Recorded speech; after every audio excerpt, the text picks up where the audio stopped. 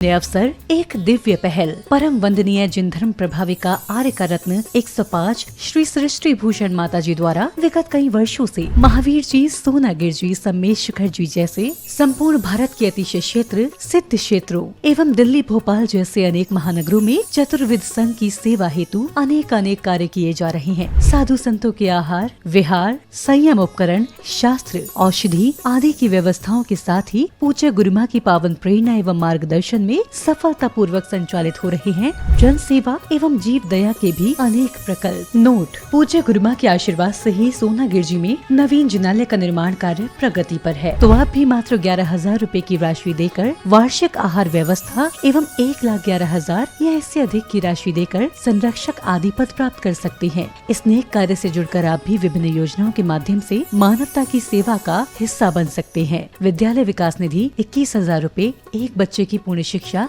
वार्षिक 11,000 रूपए, विद्यार्थी यूनिफॉर्म एवं पुस्तक दान 5100 रूपए, गौ सेवा एवं संरक्षण योजना 11,000 रूपए और साथ ही चतुर्विद संघ की आहार व्यवस्था, औषधालय, स्वावलंबी योजना, छात्रवृत्ति एवं अन्य योजनाओं में हस्त मुक्त राशि देकर 7 पुण्य प्राप्त कर सकते हैं। आप अपनी सहयोग राशि निम्न बैंक खाते में जमा करा सकते हैं। बैंक पंजाब नेशनल बैंक, खाता संख्या 0212001011777277, IFSC code PUNB 002120, UPI ID 8269627577 एवं जमा की गई राशि नीचे दिए गए नंबरों पर अवश्य सूचित करें। संपर्क सूत्र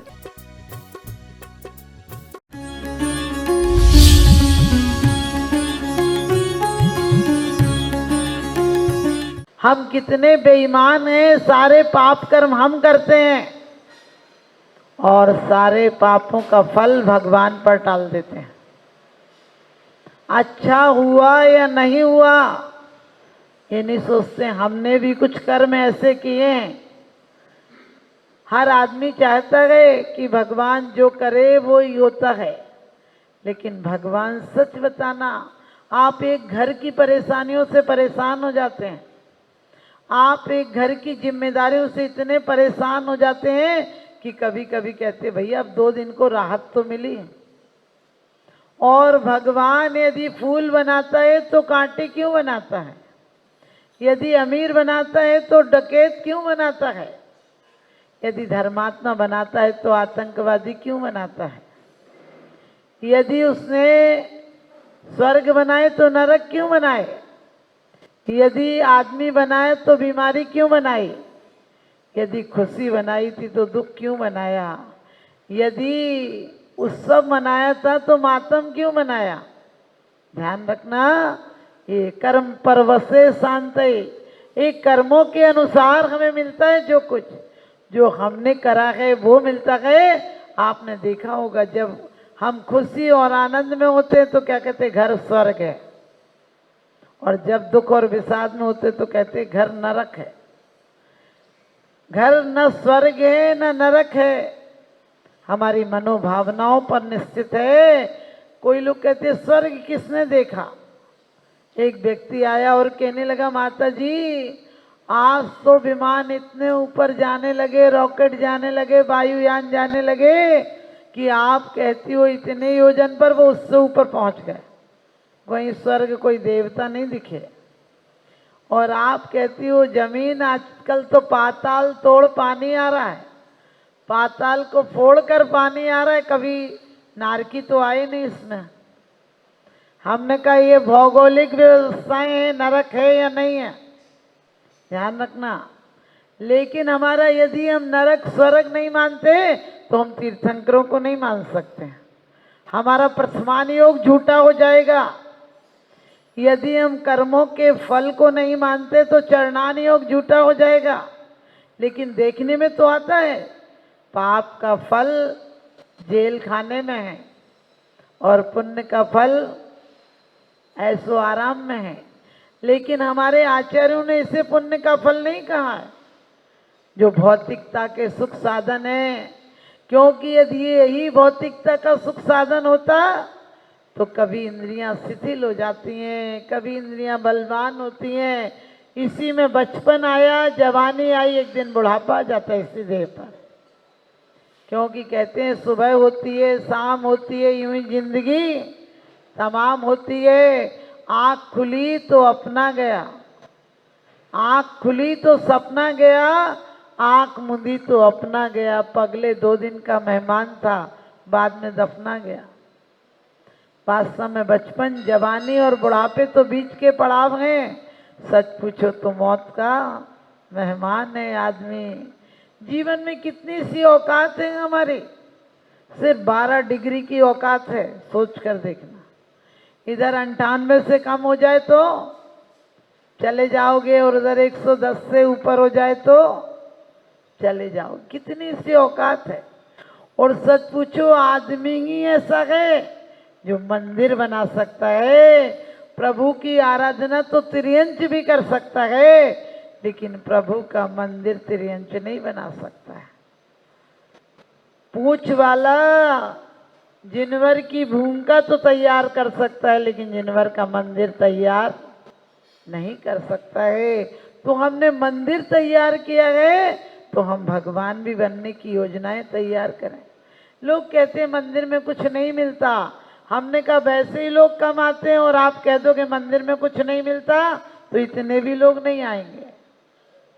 ध्यान रखना, भगवान तुम कुछ नहीं दे, लेकिन भक्तों को अपने समान तुम बना ले।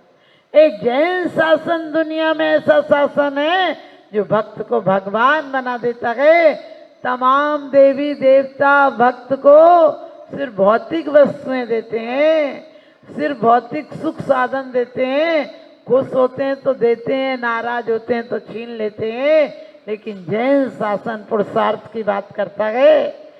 खुश होकर हम नहीं मांगते हैं, हम भगवान से नहीं कहते हैं तुमरी नेक सुदृश्य से जग उतरत के पार। वास्तव में हम भगवान की नजरों से अपनी नजरों का मिलान करते हैं, तो हम भी भगवान हो जाते हैं। भगवान की नजरें क्या कह रही हैं? कभी विचार किया? भगवान बोलते हैं, तुमने सुना?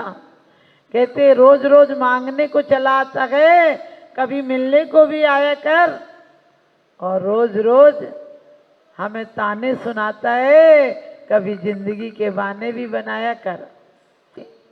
सब बोलते हैं जिंदगी में कुछ कर लो। आप ध्यान रखना, जिंदगी भर व्यापार करते हो, परिवार के लिए करते हो, व्यापार के लिए करते हो, संबंधियों के लिए करते हो, संपत्ति के लिए करते हो, लेकिन जब सब दरवाजे बंद हो जाते हैं तो बोले अब भगवान के लिए कुछ कर लो। हमने कहा भगवान जब सबसे लास्ट में है तो तुम भी लास्ट में ही रहोगे। भगवान के ऑफिस कब खुलते हैं? लोगों के अनुसार। जब कोई इनकम टैक्स का छापा पड़ जाए तब पेपर हो जाए, तब पेपर का टाइम हो तो बच्चे मंदिर भगवान को याद करते हैं।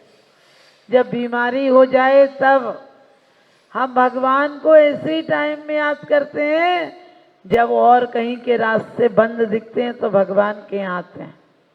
वास्तव में भगवान कुछ नहीं देते हैं, लेकिन दिगंबर प्रतिमा एक शब्द देती है, एक सीख देती है कि मैं जोड़कर नहीं बनाऊं, मैं छोड़कर बनाऊं। और क्या कहा है? तै तै चय नर जन्म पाए गए मुनि शिव जावे, कि स्वर्गों में जाकर भी मोक्ष नहीं है। स्वर्ग में भौतिक सुख तो है, भोग भूमि में सुख तो है, सुख तो अपार है, चक्रवर्ती से ज्यादा सुख है, लेकिन ध्यान रखना मोक्ष नहीं है। गुणस्थान तो चौथा ही है। स्वर्ग में भी चले जाओ, स्वर्ग में इंद्रों के सुख हैं, सागरों पर्यंत की आयु मिली है, लेकिन क्या मिलेगा? कुतवाली दिन 4 बही, फिर खुरपा और जाली। आपने देखा चक्की होती है, चक्की भी पत्थर से बनती है और प्रतिमा भी पत्थर से बनती है। चक्की मुंह खुला रखती है, इसलिए तुम उसमें दाना भी नहीं छोड़ते हो। छोड़ते हो क्या? चक्की में आटा लगा छोड़ देते हो क्या? नहीं, चक्की में दाना भी नहीं छोड़ते हो। और प्रतिमा मौन खड़गासन से, पद्मासन से खड़ी हो गई कि अब और नहीं घूमना 84 लाख में, योनियों में अब नहीं जाना। हमें शिक्षा दे रही है कहते हैं निरखो अंग अंग जिन वर के जासे झलके शांति अपार। हम प्रतिमा को देखकर चले जाते हैं, प्रतिमा से अपना को देखकर नहीं जाते हैं। जीवन में उसने बड़ी बात कर ली, जीवन में उसने बड़ी बात कर ली जिसने स्वयं से मुलाकात कर ली। हजारों मंजिलें मिलती हैं रागे जिंदगानी में, मगर एक आखिरी मंजिल बड़ी मुश्किल से मिलती है। लोग कहते हैं हमें काम इतना है, मरने को फुर्सत नहीं मिलती है। हमने कही अगले बार मरने के अलावा कुछ करने को फुर्सत नहीं मिलेगी। आपको पता है कहाँ नहीं मिलेगी? एक श्वास में 8-10 बार जन्मो मरो भरो दुखवार। कहते हैं ऐसी पर्यायें भी हमने प्राप्त की हैं। आप कहोगे माता जी हमें तो विश्वास नहीं होता, करी है कि नहीं करी है?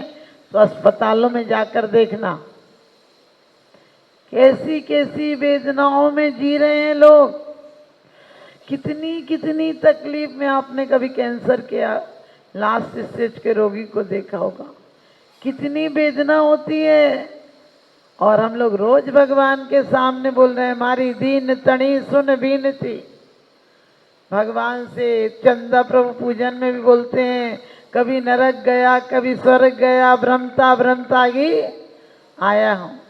रोज बोल रहे हैं लेकिन कभी भ्रमे हो, कभी भटके हो तो दोबारा उस रास्ते पे जाते हो क्या?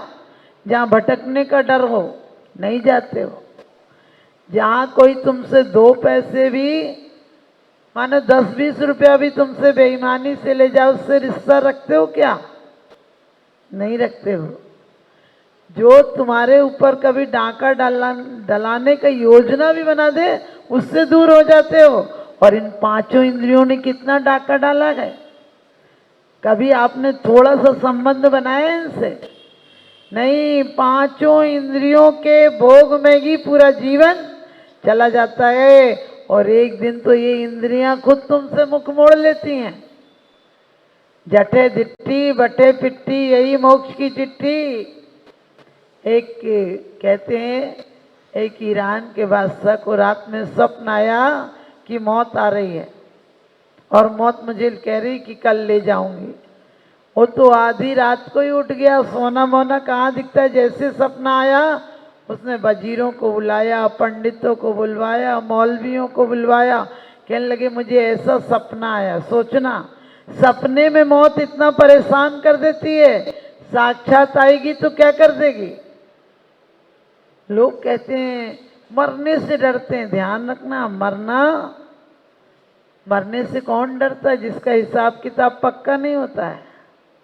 और कहते हैं मौत किसी को मोक्ष दिला देती है और किसी को नरक पहुंचा देती है। हमारे जैसे परिणाम होते हैं वैसे हम चले जाते हैं।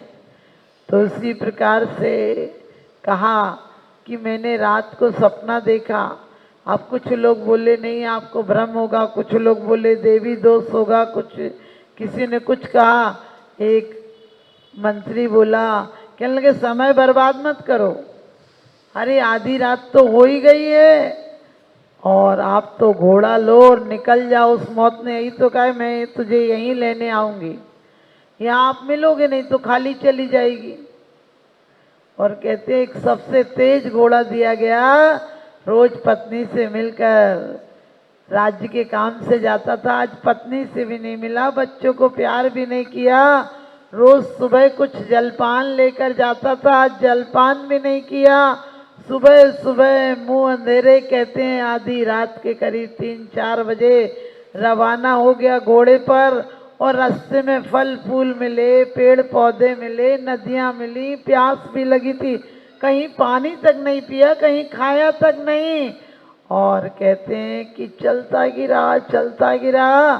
और जब शाम आ गई उसने कहा आज तो दिन पूरा हो गया। उसने कहा था कल तुझे लेने आऊंगी। और जिस समय सपना आया था वो समय भी पूरा हो गया।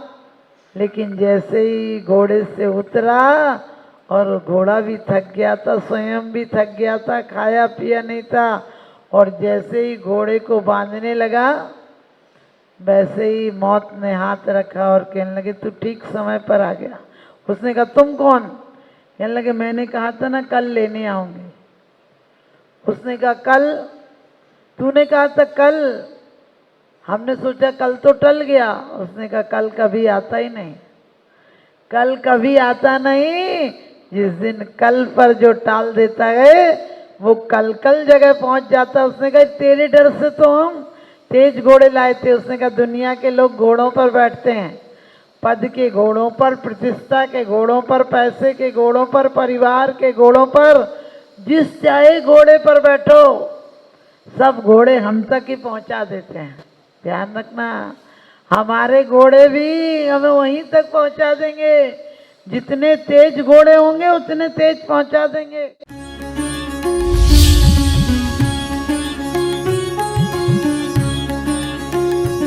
जहाँ करुणा का सागर उमड़ता है वहीं मानवता मुस्कुराती है। परम पूज्य वात्सल्य की प्रतिमूर्ति आर्यका रत्न 105 श्री सृष्टि भूषण माता जी के मंगल आशीर्वाद से समाज की होनहार प्रतिभाओं को जीवन के उत्थान का संबल मिल रहा है। स्याद्वाद बाल संस्कार विद्यालय ललितपुर द्वारा आर्थिक अभावों की बेड़ियों को तोड़कर होनहार बच्चों को निःशुल्क शिक्षा और जीवन जीने की कला सिखाई जा रही है। आपकी एक छोटी सी आहुति किसी बालक के भविष्य का सूर्योदय बन सकती है। इसके साथ ही चोटिल शरीर, गहरे घायल अंग और भूख से कांपती ये बेजुबान जिंदगियां आखिर कब तक सहेंगी ये असहनीय पीड़ा। सृष्टि मंगलम सेवा समिति विभिन्न क्षेत्रों में गौशालाओं के माध्यम से उन गायों की देखभाल कर रही है जिन्हें मदद की सबसे ज्यादा जरूरत है। हमारा हर पल समर्पित है इनके उपचार के लिए, इनके जख्मों पर मरहम लगाने के लिए और उन्हें एक सुरक्षित आश्रय देने के लिए, क्योंकि हर जीवन अनमोल है और करुणा ही हमारी असली पहचान है। सृष्टि मंगलम सेवा समिति,